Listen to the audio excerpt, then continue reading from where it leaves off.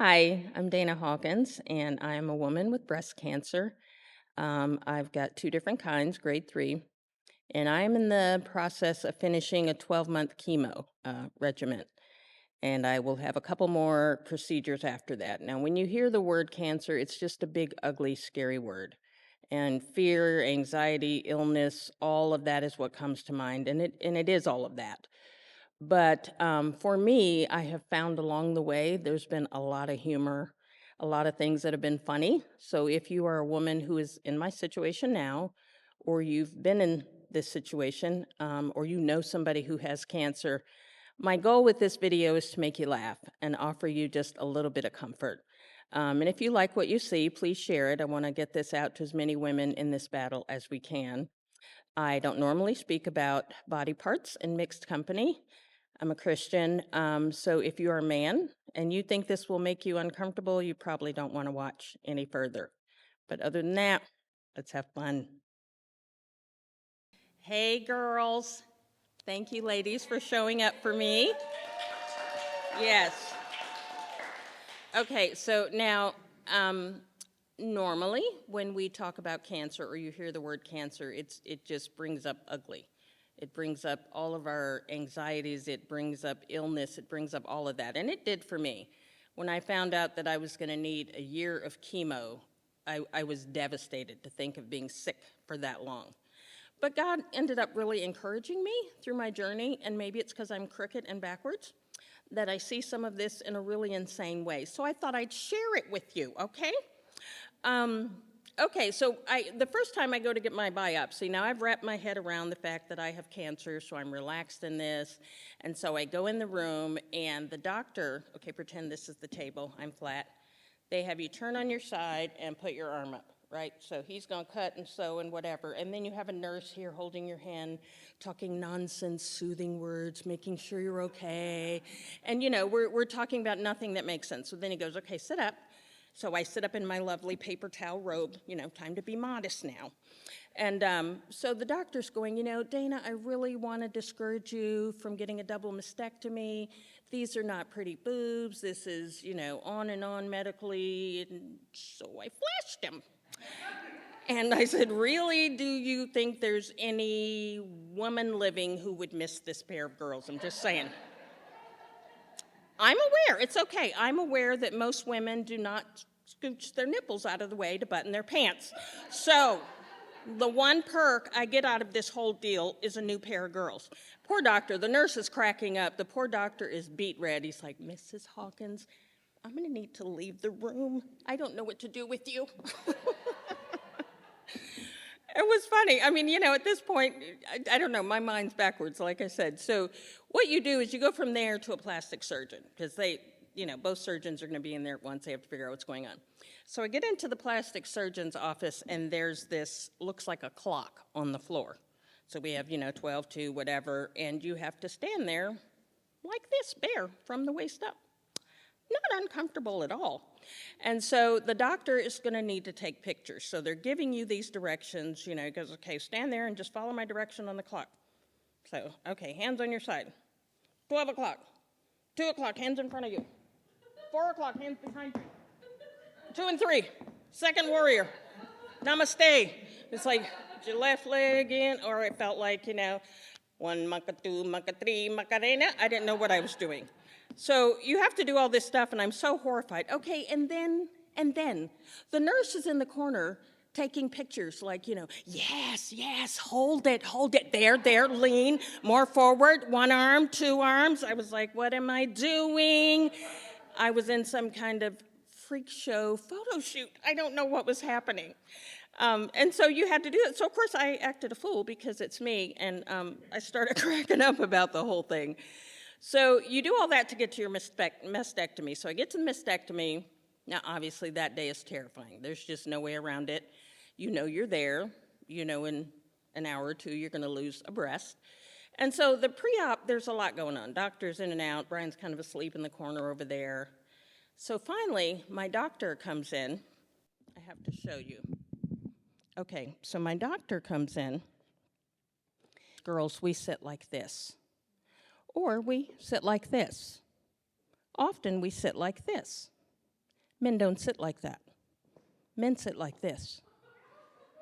Okay, so keep that in mind. So here's the chair that the doctor comes in with his marker. Picture me on the bed. Okay, so I'm laying on the bed, and the doctor goes, okay, Dana, flip around and face me. So I'm still on the bed. He goes, no, step down off the table. Okay, I might need this. Awkward. He goes, move a little closer. Really awkward. He goes, no, stand right between my knees. I was like, you know what, bruh? I ain't been this close to no man's business I wasn't married to. You're going to have to draw your little pictures from there, okay? No.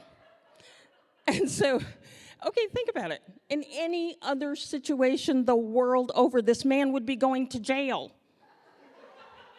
But because I have a paper towel robe, and by golly, he has a marker, so it's fine. And so it's, I'm sorry, my mind just is crazy with that. So Brian is over there falling asleep. I wanted to go, honey, I'm being fondled, wake up. Okay, no, fine, art class it is. So, he ends up doing what he's gonna do, and okay, here's how crazy I am. Every woman, everywhere, all of us are Sybil. If you are under 40, you don't know what Sybil is, that means you have an alternate personality. That is the girl that shows up when you have feminine exams. I'm just saying. So when you go in, since your first one, you're 15, you go in, you have to have an exam. I think in medical school, they go to Doctor Class 101. Yes, that's what it's called. It's a real thing. Doctor Class 101. And they're told that when you have exams for females, you talk nonsense, you babble in very soothing voices, and all of us pretend nothing is happening, right? And so you're there, and they start talking like this. I did. I totally oh, what's happening? You switch and you turn off your brain. And I will prove my point. How many of you in this audience scooch down to the right spot on the table the first time you get in there? See? No one does. Our bodies make human beings, but we do not do that. There's something horrifying about it. So after the doctor gets done, he's going to leave. So he goes, okay, I'll see you in the OR. And I just felt like going, shoot me when I get in there. I'll never be able to look you in the eyes again. I mean, it's awful. It's so awkward. You're so uncomfortable. So after I get the mastectomy, now, the way it says in the book is not at all what my body did. So a week after my mastectomy, I go in, and the doctor is saying, okay, all the skin has died there. And I am just like, wait, he said, we got to do surgery again. And I was just freaking out because I thought I just had surgery a week ago. So we're going to open this back up. He goes, well, the skin's all dead. We're going to take it out. I go, well, where am I getting more skin? And he goes, well, we'll pull from under your arm and we'll use cadaver skin. I said, I'm sorry, what? You're gonna use what? He said, cadaver skin. I said, as in, I see dead people. No! Ew, we're not using cadaver skin. That is disgusting. You are not using that on me. I'm freaking out. So now, Miss Hawkins, thousands of women around the world have cadaver skin. Not me. Tell you what, I'm going skinless. Give me a big bandage, just put it on there. I'm like chicken. I'm like a hot dog. We're not going to do it. But I ended up, I caved. I walked around with the dead people inside of me. It was so weird. I thought, okay, I'm going to wake up with a different personality. Will I speak different languages? And so, anyway, and so what's supposed to happen? They put the cadaver skin in there. Your skin is supposed to regenerate cells and attach itself to the cadaver skin. It makes one big, thick piece of skin. So they give a few months for my body to adjust before they try it again. So now comes the big scary part, chemo. I was just horrified. I had heard too many stories. I was like, this is just not going to be good. So you go in there, and they do different stages of stuff before you even get to the infusion room. So I go into the lab, and they're going to take my labs. And this lady comes out, and she's got a tray, and she pulls out a needle that looks like Captain Hook. And I'm like, oh, hey. And she goes, did you put your numbing cream on? I go, no, nobody told me about numbing cream. Oh, some people usually feel uncomfortable with it. You think? And so I go, oh, no, then I want numbing cream. Can we get some? She goes, oh, silly, we don't have it up here. And so I go, I'm looking at the needle, right? And so she goes, you have to put it on like 30 or 40 minutes before you get here. Then it saturates, and this isn't so bad at all. I said, okay, I would like some. She goes, we don't have it. I said, this is a hospital. It is some numbing cream up in this joint somewhere. Somebody get it. And so, of course, she goes, okay, sit down. It's not that bad. 1, 2, ready? Needless to say, I never forgot my numbing cream after that. I was like, are you serious with this needle? So anyway, they do that. Okay, see, port, that's what that's for, so they don't have to damage your veins over and over. So then you go into the infusion room, and I'm like, okay, it's time for the chemo. Well, they open these doors, and there's at least 25, 30 lazy boy look like recliners. I was like, it's not bad. So my nurse comes in, and she's like, you just sit anywhere you want, honey. Okay. So I pick a chair. Now this helps you recline, this is adjust. I was like, well, all right now. So I'm reclining, and she goes, would you like a warm blanket and pillow? Well, I think I would, yes. Then she goes, we have things to eat and drink. Would you like some coffee or snacks? I'm like, okay, 2 creams and a bag of chips. I will have snacks. So, you're just sitting here getting this false sense of, oh, chemo is not so bad at all. So then, I'm sitting there drinking my coffee, eating my chips, like, oh, okay, I don't know what I was scared of. And so then she brings in this tray with what they call your pre-meds. She goes, okay, now we're going to give you blah, blah, and blah, blah, and whatever, and some Benadryl. I said, are we expecting me to have an allergic reaction? She goes, no, you're going to want to relax. I was like, okay. So, Benadryl sinks in. I'm like, this is so great. I'm in my recliner with a warm blanket. I'm going to sleep. And then all of a sudden you go, hey, aren't you about to fill me with poison? I'm on to you. You almost had me good. So, I got over it. Next week I walk in. I'll have Coke, chips, and cookies. Thank you. And you just get over how all of that goes. So anyway, after I go through that period, there's another period where we're going to try reconstruction again. So I go into my plastic surgeon again, and he's going to do this surgery, and I'm hoping this time the skin works. So we get the surgery. About a week later, his skin is still there. I'm so excited. I'm like, okay, this worked. I'm fired up. But then about 3 days later, I started burning fever, and my chest was super red, and so the doctor puts me on antibiotics. I'm like, skin's still there. We're good. So what happens is after surgery, you have this tube that takes the drain off of your chest, the little wire that hangs down, and often it goes below your T-shirt. So I had that on, and I went into the kitchen one day and leaned over the sink to get water. And when I turned around, I didn't notice that the cord got hooked on a drawer knob, and it yanked the drawer all the way out and onto the floor. Now, in the process of doing that, it yanked the part that was stitched into my ribs out. It was as horrible as you're all thinking. It was hideous pain. I don't even know how to tell you. So I ended up having to call my doctor on Thanksgiving. I'm describing what's going on. Situation went bad to worse. I ended up in the urgent care, and then 8 hours into the ER, and it was a holiday weekend. I couldn't get a hold of anybody, but I knew something was severely wrong. So Monday I'm going to go in my doctor's office. I'm going to sit there. And so when he comes in to take a look, he takes one look at it. He goes, we have to do surgery like now, in the next couple hours. I'm sorry, what did you just say? And so he's giving me these choices, A and B. I'll step out of the room. You can decide. Stepping out of the room's not going to help me. I'm freaking out. So Brian helped me figure out what was going on. Then we go into surgery, and the next day he comes into the hospital. So I'm awake, and he goes, okay, Miss Hawkins, I want to explain to you what happened. He said, your chest is no longer flat, it's concave. I'm like, why? What happened? And he said, well, when we opened you up, the cadaver skin didn't take, everything we put in there, your body's allergic, so I had to take everything out. And he said, I don't want you to freak out when we take the bandage off. So Brian's going, can we just put more cadaver skin in? He goes, no. So I was like, am I going to be able to have a breast? He's like, well, there's this new thing, where we're trying with sheep's tissue.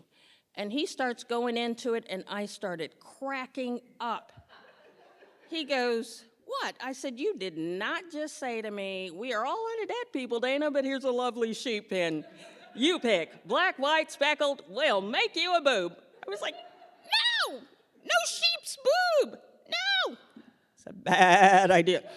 So, it's like, So I'm freaking out about the whole thing. And, okay, chemo brain, come back to me.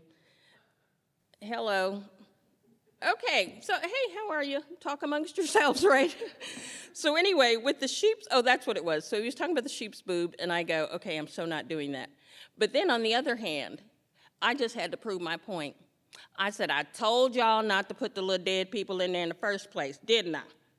Soon as you cut open the door, they was like, we out, bye girl, see ya. Ain't nobody trying to live up in here. And I was just, it cracked me up. I said, I just want it on the record. I told you not to do it.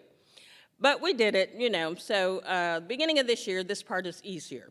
I've got a few months of chemo and then, like I said, procedures down the line. So they started me on hormone treatment, and my doctor's like, this is easy. It's 1 pill a day. And, mild side effects. You may get, cold sweats. You may get, chills. Your hands, will ache, the bones in your fingers. And so then he goes, I said, okay, so for how long am I doing this? 5 years. Okay, 5 years of menopause again with a side of arthritis. It's the gift that just keeps on giving. Okay. So, I was thinking about my twisted view on all of this. And so, ladies, I know you're out there. I know you're in my situation. And, this is what you've been through. We don't think of it being crazy the way that it is, but what really helped me is feeling like God was with me every step of the way. Now, I don't know where you're at in your faith. Maybe you don't have faith at all. Maybe you are someone who prayed and read a lot before, and now this is really, okay, I really need to start praying again. Maybe you're someone who feels like God doesn't see you. God doesn't hear you. I'm praying and nothing's happening. Or you can feel like, I'm being punished. What did I do wrong? Okay, so this is God getting me back for whatever. And I've been in all of those places, but the thing is, none of it's true. None of it. That is not how God is. The scripture that comforted me a lot was Psalm 46:10, and it says, be still and know that I am God. And it was really just a process of calming my mind and my heart, because the situation is bigger than me. It's bigger than you. We can't fix it. None of your friends and family can fix it. But I will say this. You probably have friends, neighbors, people offering, what can I do for you? If you need anything, call me. And they mean it. I think, well, if they didn't, joke's on them, because I called them all. But I think you have to let them do those things. It's bigger than them. And it's just their way of saying, I care what's happening to you. I love you, even if it's just a meal. Because my tendency is, I'm fine. The kids got it. My husband's got it. We're okay. Someone's got this. But the truth is, we're not fine. We are not okay. And it's okay to let people help you. And people helped me with, they'd take my kids out so I could rest. They'd pick up prescriptions. They'd go grocery shopping. They'd drive me to chemo. And it really does, it doesn't fix the cancer, but it helps you. It gives you that little bit of comfort, and it helps us to feel loved. So I would say let people do that. The other one is Exodus 14:14, where it says, the Lord will fight for you. You need only be still. And God has never left our side. I think Satan would like us to believe all of the things that I mentioned before, but that's not how God is. In Psalm, there's a scripture that says God daily bears our burdens. Daily. So what that means to me is every day that I'm burdened, God is burdened for me. He's burdened with me. He's right there, ladies. He has not stepped away from you for 1 second, and he won't. And so it's a matter of really turning ourselves over through the process of prayer and peace, because there are things we can do to make ourselves feel better, eat healthy, do those things. It's not going to get to the root of where your pain is. Only God can do that. And so as I was thinking about everything that I had been going through, I was like, man, God has taken me to a place. There's a scripture that says God has given us peace that surpasses understanding. Human minds, we can't wrap our mind around it. It just It makes no sense. And I don't know how to tell you how that makes no sense. I just know that last year should have been horrendous, but it was one of the best years I'd ever had. And I was so at peace. I couldn't figure it out, but I thought, this is what God's talking about.